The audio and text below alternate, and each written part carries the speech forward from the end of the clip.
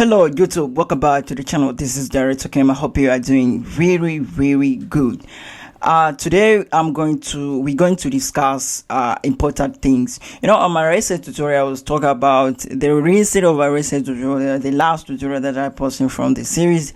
I was talking about the important things that you need to learn when it comes to the color grading. So my recent tutorial was I was explaining about DaVinci Resolve, some basic tools and some digging tools that you need to go and learn them deeply. And today I'm about to open your mind with something that's most of beginner colorists they don't do this way, and yeah, but I think it's going to be very helpful for you. Okay, before me jump into them, most of people that are watching video are not the people that subscribe my YouTube, and nowadays I don't know why I have a very few viewers. I don't know if my channel is get down or you people are busy for watching tutorial, but I want you to share and comment the other people if I feed you well. And as well as I have a masterclass tutorials and I have a loads package, also DCTLs. I have them, so if you want them, contact me. It's available. I'm available 24 hours. My number is down there. You can just check me on WhatsApp and talk about. And the WhatsApp group is for those who buy one of a product for mine, like if you buy master classes, or if you buy my loads package, or if you buy my DCTL presets or power grades, you can have accessibility to come and join my WhatsApp. As I always mentions, my WhatsApp group has a lot of things, stuff, and talk about everything's challenges here and there, helping each other with everything in time. So you guys come and join. So before talking much, let me jump into the tutorial and learn about this, analyzing your footage before you do your color grading. Alright, so now we are into DaVinci Resolve and we are about to do some magic. Alright, like I mentioned before, this tutorial is about to analyze the footage before you do your color grading. So how do we analyze, and what the important things that we need to analyze them? Like, we can analyze a lot of things, like we have a two people, we have a green, this and this. That is not important. The important is the target of an image. All right, these two, I think something like three. You have to be aware most of the time when you do a color grading. First, you have to seek the problems. What the problem of a footage? I have a multiples footages in here so that we can explain it leadly. So I have this one, I have this one, I have this one, and also I have this one, and it's different cameras. So I think we're going to analyze them before we do a color grading. It's like I'm twisting you on things you need to know, but it's differently, act differently. Every footage has its own problem. And another thing you need to learn is when you get the footages like that, what you should do and what you shouldn't do. This is another thing that you have to know. And last of it is just to know what type of grade you need to do to make it looks perfect, to make it looks good. It's not like every grade we can achieve into the end it will look perfectly. No, not like that. It doesn't work like that. You have to know what type of grade. When I do this grading, the picture is going to look good. Like this clip can never be same as this clip, because this clip has its own way of stylish from the source. So when I grade, like this one, took the grade from this and apply into here, you're going to see something is not getting to perfectly. This clip I can do commercial, I can do cinematic.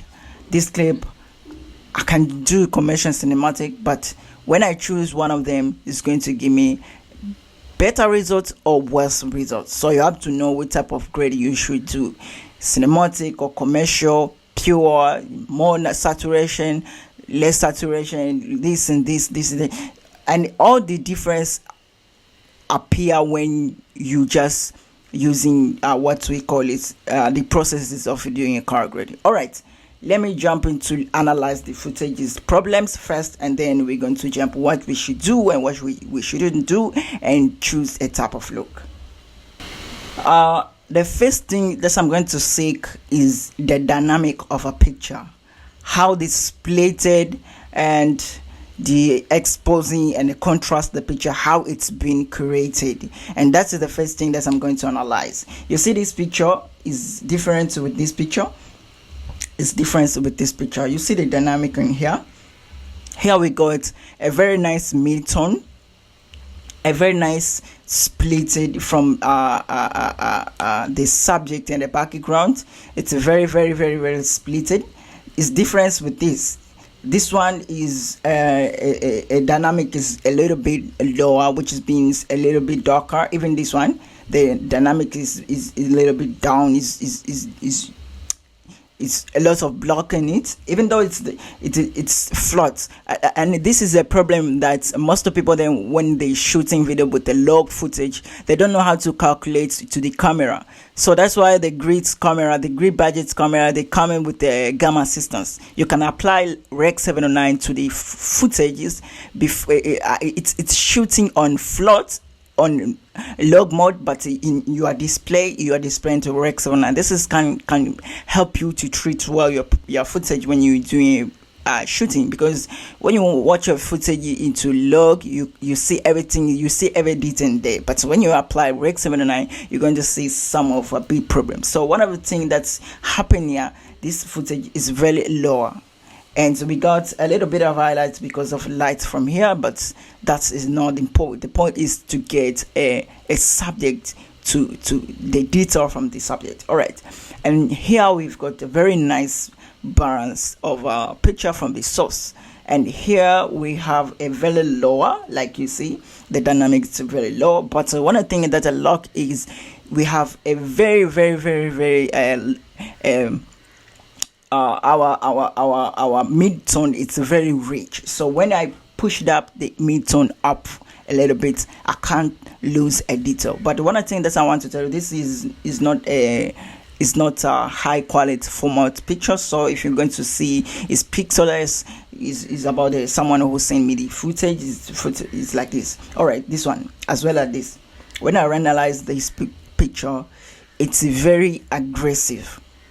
When I am just watching this picture, it's very aggressive. So one of the things that I'm going to be aware with this picture is a contrast. If I'm going to do a lot of contrast, I'm going to ruin the picture, because the picture is already being contrasted.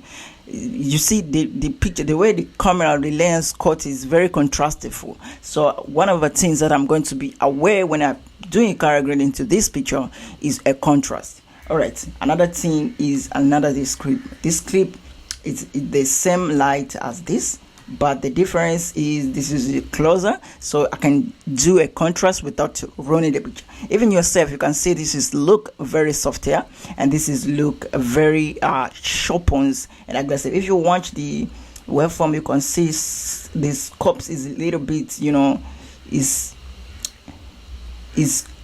crusting. I don't know what type of English I can say, but it's like something like blooms going on there. Sorry, yeah. And this one is a bit softer, just like this. You see this softer, but this one is very sharp. That is the difference. All right, so another thing that I'm going to check out is white balance. This is important things when I do fixing the problem. So when I watch this picture is very greenish and yellowish. If you watch this scope, let me zoom the picture here. You see, this is one of the things that can help us to calculate the picture. This is very warm.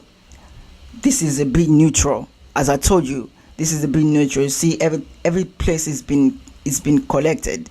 You see the mid-tone, the green, the cyan, the blue, and also the magenta. Everything is corrected. So when I do color correcting here, I'm not going to touch a lot of stuff in there because it's already neutral itself. But this one is very yellowish. This one is yellow and red too much. I don't have any information to the coolest part. The same as this and the same as this. So this is one of the things that we need to discuss and we need to learn before you are doing a color grading. And I'm going to show you a little bit of fixing these issues. So Other things, another thing is what we should do and what we should not do. All right, when it comes to the picture like this, first you need to communicate with the director, because the reason why director did a picture like this, he has his own purpose to make a picture like this. First, he wants that warming wedding stuff going on. This is my thought. Also, he wants a little bit of low stuff to the picture, and also, yeah, something like that. Just finish low lights and warming. So when I want to fix this image, I'm about to fix this to make it look cool, good, but not to overfix until I'm ruining the purpose from director. Unless director tell me, okay, you can do whatever you want in order to make it look perfect, but you have to think like a director, how the director want the pictures to be presented, and this is what's happening. So when you do the different stuff in here, the director will be unhappy. Is it because you just changed the picture totally? So you have to work with his minds. Like you see this picture is very warm, it's very red, and it's very low light. So when I'm going to apply a rec 7 and 9 like this, red RGB,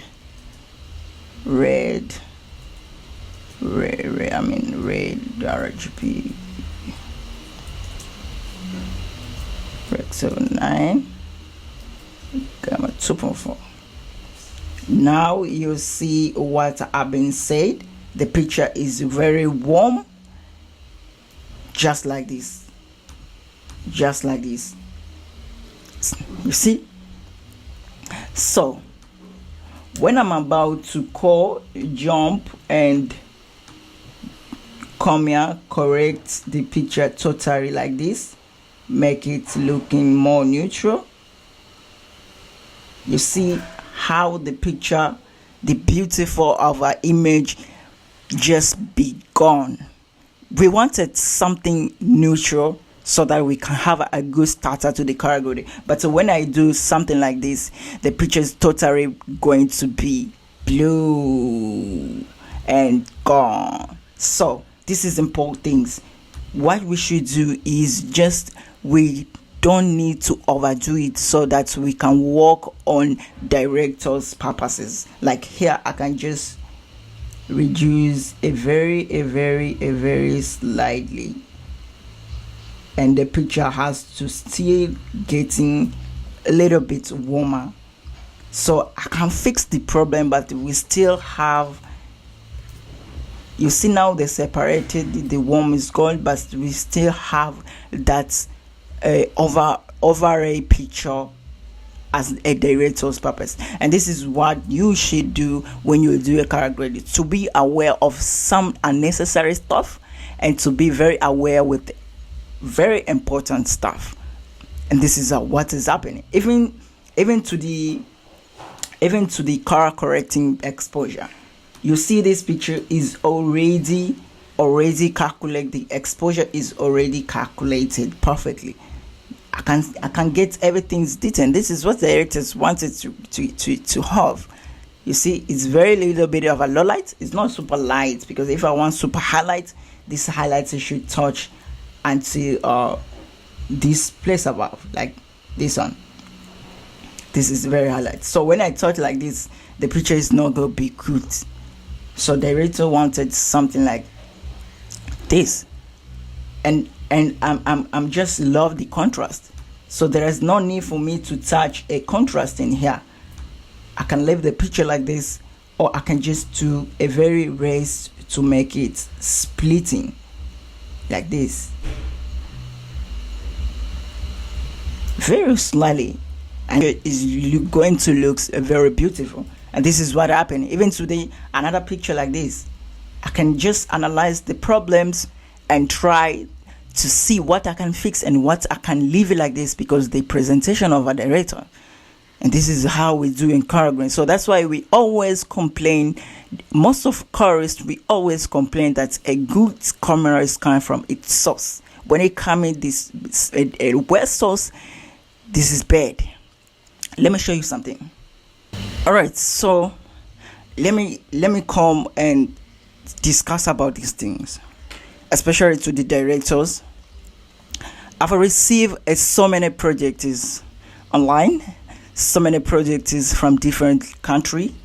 Yeah, I'm a colorist and I'm a very professional colorist, but when it comes to the video, it doesn't have a perfect a perfect qualities or perfect value of a color grading, and you expecting me to do something like you saw to other videos, you wrong. Because a good thing is starting from the source, where you're shooting your source perfectly, where your picture have more light. More light doesn't mean that you increasing exposure to the camera, like you playing with the isolations. I mean, a shutter speed on aperture. No, not like that. The good light is coming for the source. You got the key light, backlight, fill light, and everything from the source. If you just shoot outdoor, you got the reflections, you got what they call it, diffusions. You need perfect source of light.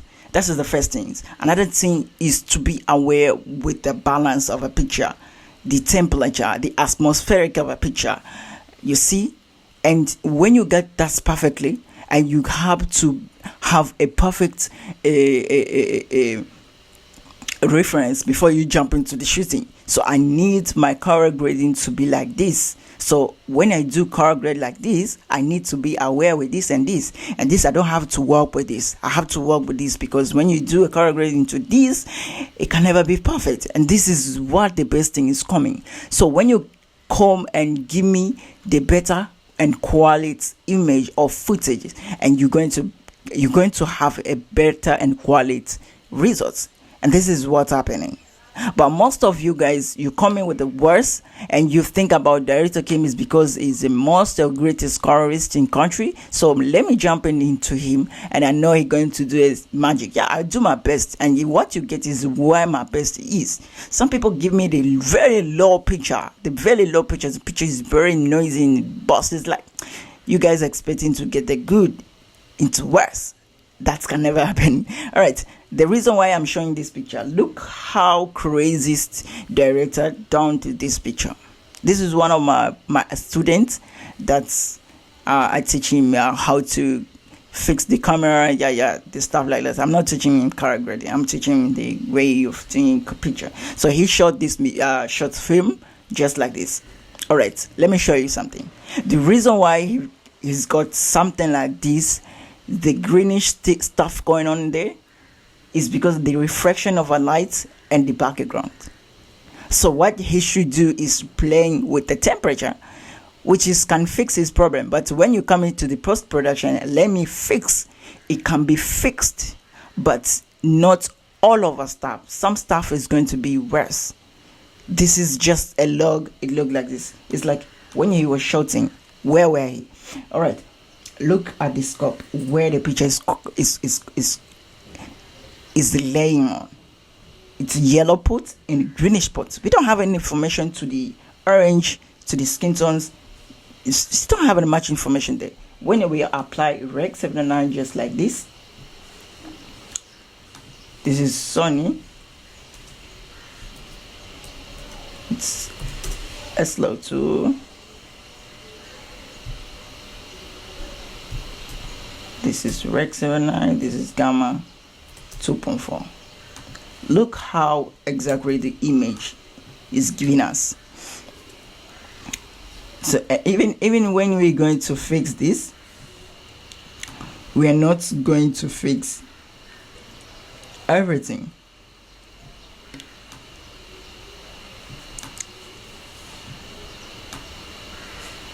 All right, this is how I try my best to split it. Look now how the skin tone looks magenta. Look how magenta, reflection of magenta has been increased.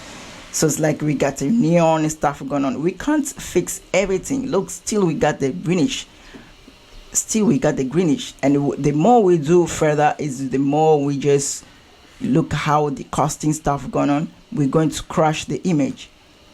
Look, and this is why I'm telling you, stuff like this can be fixed, but it's creating another damage. Is it because this is the post-production? And what post-production, what DaVinci do is take information from your camera sources and rebuild it and keep it and make it looks in vitaminic way. So this is what happened to the color grading. It's not like we have to do to perfectlize into post-production. At the meantime, to the it's been crushed, and this is one my best I did to make it perfect, but it's creating another damage.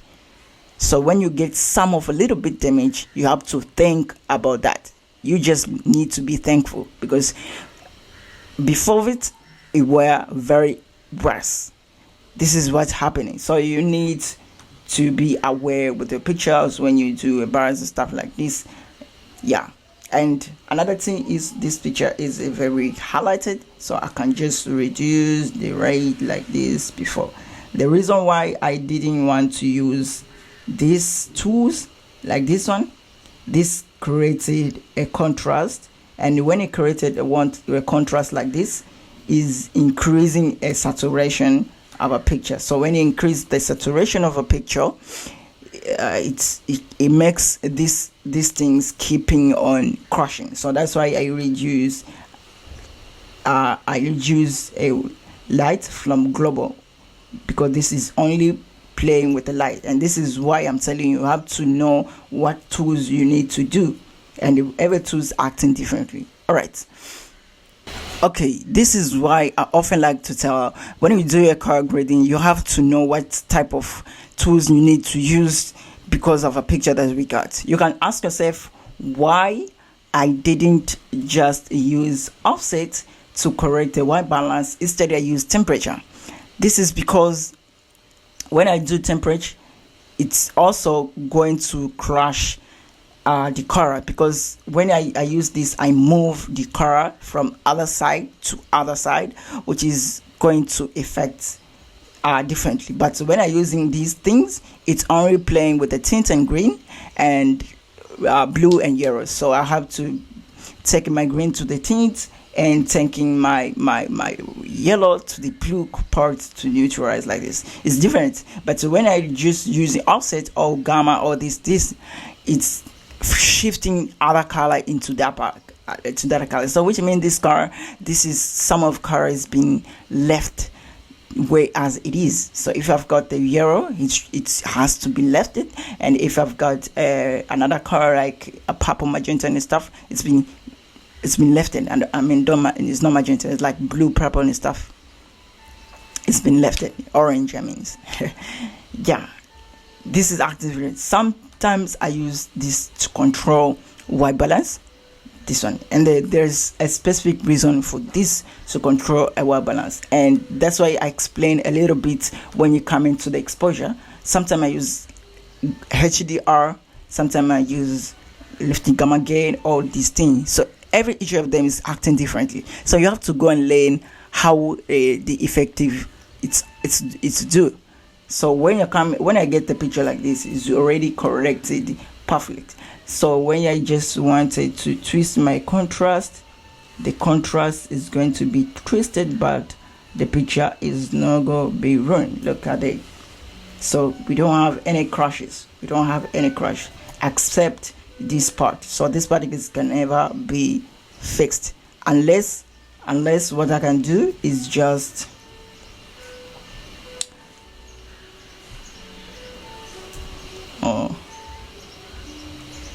alright, it's just coming to here and try to reduce a little bit of red and magenta, not too much, just very slightly, so we can neutralize this.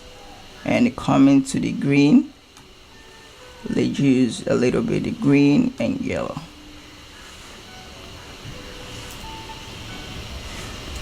here is where I try to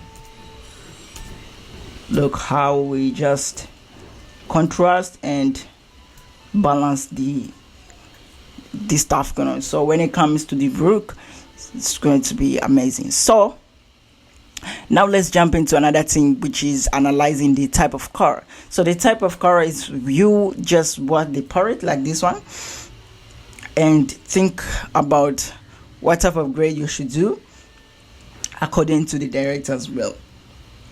So this has to be done like this.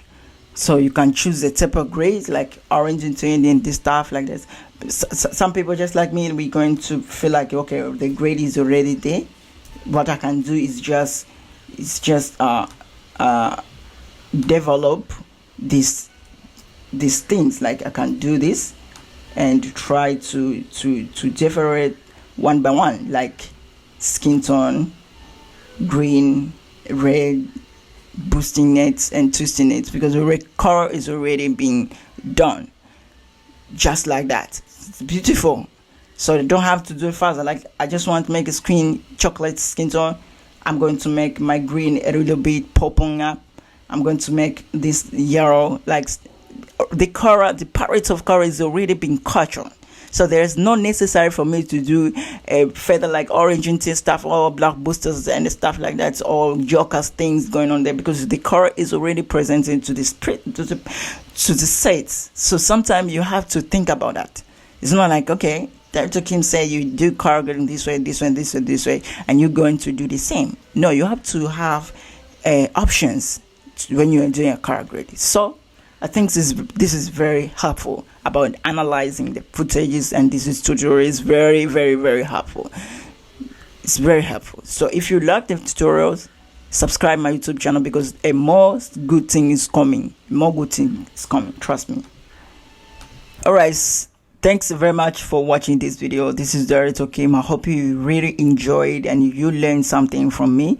As I mentioned before, this thing that I just explained it to you is very important things to know before you starting any process, any twist and tweaking to the color grading. So when you learn about this thing deeply and practice more friends, you're going to be a greatest colorist, trust me. All right, on next tutorial I'm going to show the processes after analyze your video, after you know what to do, what the thing you need to touch. So next we're going to do a process of color grading, what the basic process when it comes to the color grading, and what we need to pay more attention, and you're going to learn about this. See you guys on next tutorial.